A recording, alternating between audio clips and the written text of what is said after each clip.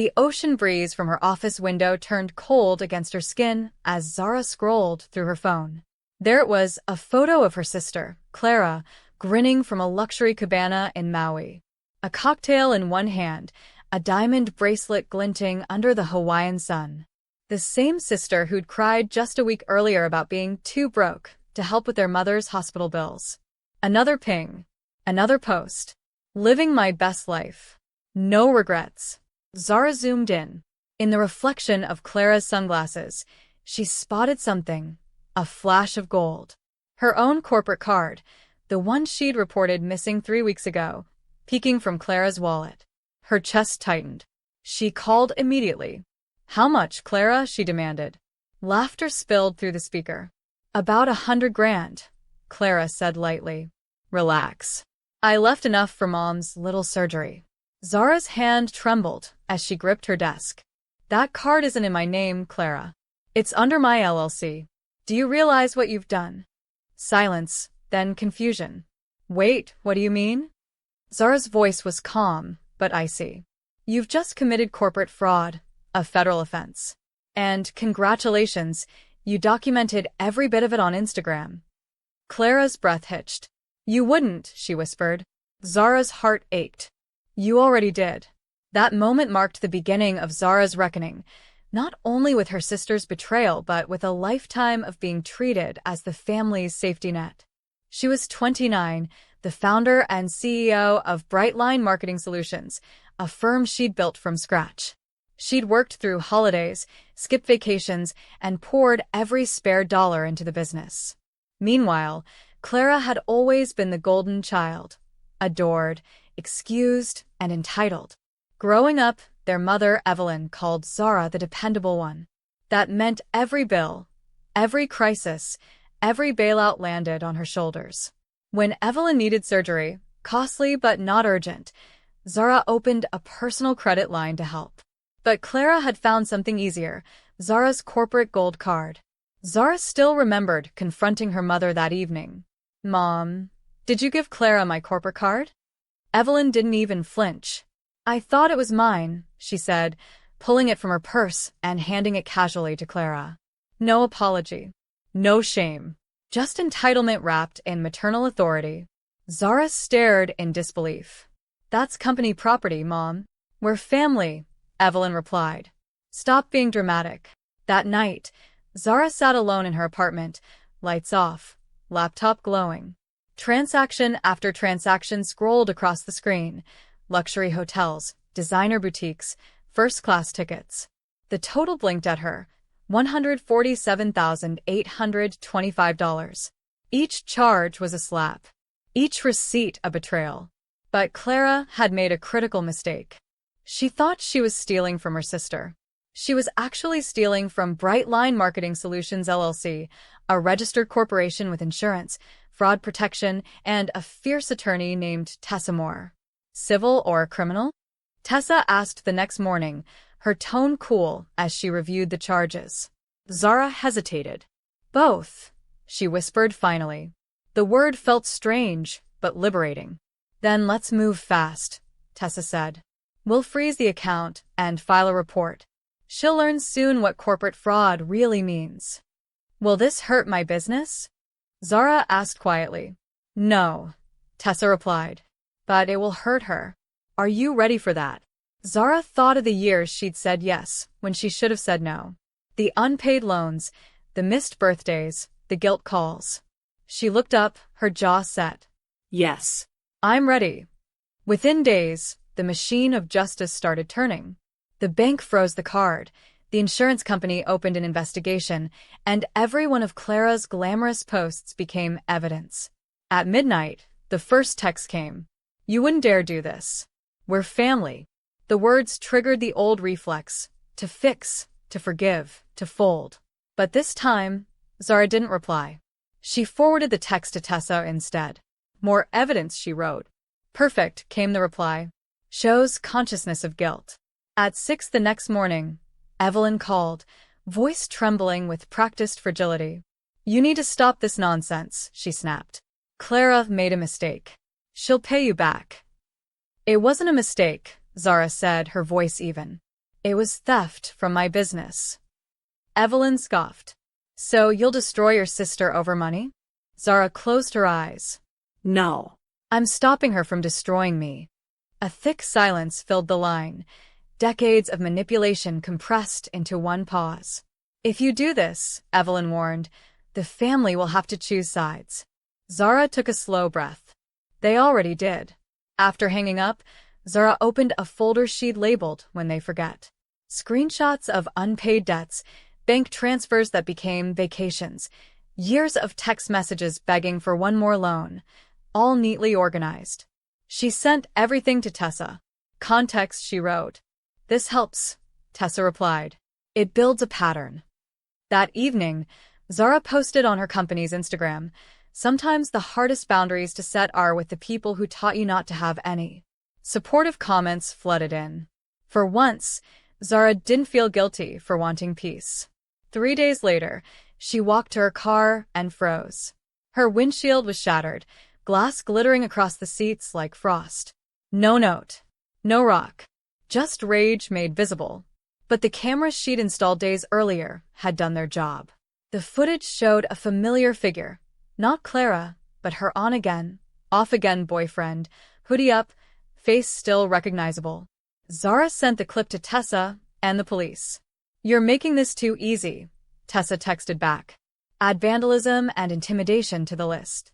2 days later, Clara was tracked down at her favorite brunch cafe. She was laughing over mimosas when a court officer approached the table and handed her the envelope. Miss Zara Benson, he asked. You've been served. The chatter around her quieted instantly. Even the waiter, who'd been flattering her minutes ago, stepped back, his smile fading. The words fraud charges echoed across the outdoor terrace. Zara didn't witness it, but she imagined the shock, the shame, the disbelief. That same afternoon, her doorbell rang. She knew before opening it who it was. Clara stood there, wearing oversized sunglasses that couldn't hide the fury tightening her jaw. I can't believe you're actually doing this, she hissed. Zara stayed in the doorway, not inviting her in. You stole from my business, she said calmly. What did you think would happen? Clara pushed her shades up. It's just money, Zara. You've always had more than enough. Zara's chest ached, but her voice didn't waver. It's not about the money. It's about you thinking my name, my company, and my work belong to you. Clara's tone softened for a moment. We're sisters, she whispered as if. That explained everything. Zara handed her the official papers. Not in this. In this, you're the defendant. The sound of the door closing between them was soft, but final. For the first time in years, Zara didn't feel guilt clawing at her. That night, she turned off her phone, set it across the room, and slept without the familiar dread of waking to another family emergency. The insurance company moved quickly. Within weeks, Brightline Marketing's account was reimbursed in full. Every dollar lost returned. But insurance companies don't just pay, they pursue. Soon Clara found herself not only facing her sister's civil case, but also a powerful institution demanding restitution. Emails from her flooded Zara's inbox. Please, Zara. I'll pay you back. Please make them stop. Zara didn't open them. She simply forwarded each to Tessa, who replied with her usual calm. You've done everything right. Don't engage. Evelyn's messages soon followed, guilt-laced and manipulative. What kind of daughter destroys her sister's life? She wrote. Family means forgiveness. Zara didn't reply. She had finally learned that silence could be its own boundary. One morning, a text arrived that simply said, I hope you're proud. Zara stared at it, her thumb hovering over the screen, then deleted it. Pride wasn't the feeling in her chest. It was relief, cold, steady, and clean. 2 months later, a journalist reached out. Zara Benson? He asked over the phone. I'm writing a piece about a recent fraud case, your sister, Clara. I wanted to confirm some details. Zara sighed softly. Everything is on public record, she said. The story broke the next day. Woman faces $100,000 fraud charges for using sister's business card to fund Hawaiian vacation. The photo showed Clara laughing on the beach, drink in hand. No context, no nuance. Just scandal in bold letters. The comments section exploded. Some pitied her. Others mocked her. A few blamed Zara, accusing her of ruining her sister's life over family matters. She didn't read much of it. Instead, she focused on work, on reclaiming her peace, on remembering who she was before her family made her their provider. Yet deep down, the ache lingered. She hadn't wanted revenge, just accountability. But accountability in families like hers always looked like betrayal. 3 months after discovering the theft, the court date arrived. The downtown courthouse gleamed, marble floors, echoing halls, air heavy with silence. Zara walked in wearing a navy suit, her hair neatly pinned back. Clara sat across the room beside her attorney, dressed modestly, her expression rehearsed, regret mixed with fragility. When the judge asked if Zara wished to speak, she rose, voice steady. "This isn't about money," she said. "It's about identity." She looked at Clara directly. "My sister didn't just steal from my business. She used my name, my reputation, and my work as if they belonged to her. She didn't just take $100,000. She took 15 years of my effort and trust I'll never get back." The courtroom was silent. Even the judge seemed moved by her calm conviction.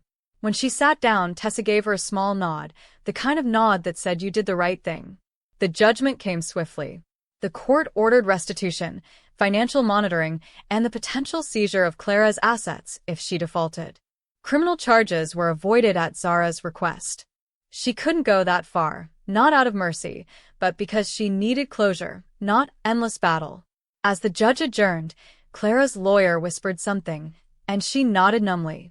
Zara gathered her documents and left the courtroom without looking back. Outside, the city air was brisk. Zara was halfway to her car when she heard her name. Clara was following, tears streaking under her sunglasses. "Are you happy now?" she snapped. Zara turned. "I'm not happy," she said quietly. "I'm free." Clara let out a bitter laugh. "You think this makes you better than family?" Zara met her gaze. "No. It makes me equal to family. And that's what scares you." She drove home alone. No calls, no messages. The silence in her car was the kind she once feared, but now welcomed. That evening, she archived every email related to the case, closed the final document, and opened a new folder on her computer titled Boundaries, Not Negotiable. It felt symbolic, like a lock on an old door she'd finally decided never to open again. Weeks passed without contact. Evelyn had managed to get her surgery covered through her insurance, a fact Zara confirmed through a mutual acquaintance. But she knew her mother would never forgive her. In Evelyn's world, control looked like love, and obedience looked like respect. Zara had rejected both, and in doing so, became the family villain. Strangely, she was fine with that. Clara's boyfriend, the one caught vandalizing Zara's car, pleaded guilty to misdemeanor charges. He paid restitution and disappeared from their lives entirely. The chaos was subsiding, slowly, replaced by quiet. But with the quiet came reflection. Zara had always thought of herself as strong, independent, successful, untouchable. Yet, she realized strength wasn't about how much you could carry. It was about knowing when to put things down. 6 months after the court proceedings ended, Zara walked through the city one afternoon and stopped before a jewelry store window. There, gleaming in the sunlight, was a gold bracelet, simple, elegant, honest. It wasn't a replacement for what had been taken. It was something new, something hers. She walked inside and bought it with her own card, her own name, her own money. No guilt. No permission. Just peace. As the sales associate clasped the bracelet on her wrist, Zara remembered her late grandfather's words. Love shouldn't cost you your self-respect. For years, she'd misunderstood him, believing love meant endless sacrifice. Now she understood it meant knowing when to stop bleeding for people who'd never even noticed the wound. That evening, she walked home slowly, watching the bracelet catch the sunset. It wasn't about luxury or symbolism. It was about ownership of her choices, her worth, her identity. She wasn't angry anymore, just aware. Aware of the woman she'd become without the weight of everyone else's needs crushing her. At home, Zara brewed tea and sat by her window overlooking the city's skyline. Her phone buzzed once, an unknown number. She didn't answer. She didn't need to know who it was. Anyone who wanted to reach her would have to meet her where she now stood, in peace, not obligation. For the first time, she felt whole, not because someone validated her, but because she finally validated herself. The following week, an email arrived from the insurance company. Case officially closed. Funds recovered. Investigation complete. Zara exhaled deeply. It was over. For good. She forwarded the message to Tessa with a short note. "Thank you for helping me stand my ground." Tessa replied minutes later. "You did the hard part yourself." In the months that followed, Brightline marketing thrived. Clients praised Zara's renewed focus. She hired new staff, expanded her services, and even took her first real vacation, somewhere quiet, no Wi-Fi, no expectations. She didn't post photos. She didn't need to prove anything. Peace, she realized, didn't need witnesses. Still, there were moments of grief, birthdays that went unacknowledged, holidays spent alone. But they didn't sting like they used to. They reminded her of something simple yet profound. Freedom often comes disguised as loneliness at first. Then it becomes lightness. One evening, she found an old photo album buried in her drawer. Pictures from childhood, her and Clara laughing in matching dresses, their mother smiling proudly behind them. She didn't cry. She didn't smile either. She just closed it gently and whispered, "I loved you both enough to finally stop enabling you." A year later, she attended a business conference. During a networking session, a young entrepreneur approached her. "You're Zara Benson, right? The CEO who stood up to family fraud." Zara blinked, surprised. "That's one way to describe it," she said. The woman smiled shyly. "You inspired me. I used to let my brother drain my business account. Not anymore." Zara laughed softly. "Good. You deserve better." That night in her hotel room, Zara thought about the strange circle of it all, how pain, when faced honestly, can become a form of service. Her story wasn't one of revenge. It was one of reclamation. She hadn't just saved her company. She'd saved herself. When she returned home, Zara hung her conference badge beside her desk. It read simply, "Speaker, Resilience in Business." She smiled. Not out of pride, but gratitude. Every scar she'd earned had taught her a new language, the language of boundaries, courage, and peace. Evelyn never reached out again. Clara eventually relocated. Rumor had it she was working part-time under a new name. Zara didn't care to confirm. The past no longer needed an audience. It just needed rest. And she was finally giving it that. On a quiet Sunday morning, Zara walked along the pier, the ocean wind brushing her face, the same wind that once felt cold when betrayal hit. Now it felt like freedom. She leaned on the railing, watching the waves shimmer. She didn't think of Clara or Evelyn. She thought of herself, and that was enough. Her phone buzzed again. A message from Tessa. "Congrats, Brightline nominated for the Business Integrity Award." Zara smiled, a genuine, effortless smile. She replied, "Fitting, don't you think?" "Very." Tessa wrote back. Integrity always finds its way home. That night, Zara stood in front of her mirror, the gold bracelet still on her wrist. She traced it lightly and whispered to her reflection, "Restoration, not revenge." It wasn't a mantra, it was truth. She'd spent years giving pieces of herself away. Now, she was whole again, piece by piece, boundary by boundary. Sometimes forgiveness, she realized, isn't about letting someone back in. It's about releasing the hold their chaos has on you. Zara didn't need to reconcile or rebuild what was broken. She simply needed to protect what she'd rebuilt within herself. She turned off the lights, the bracelet catching one last flicker of moonlight, and smiled. Peace wasn't loud. It was quiet, strong, and finally hers.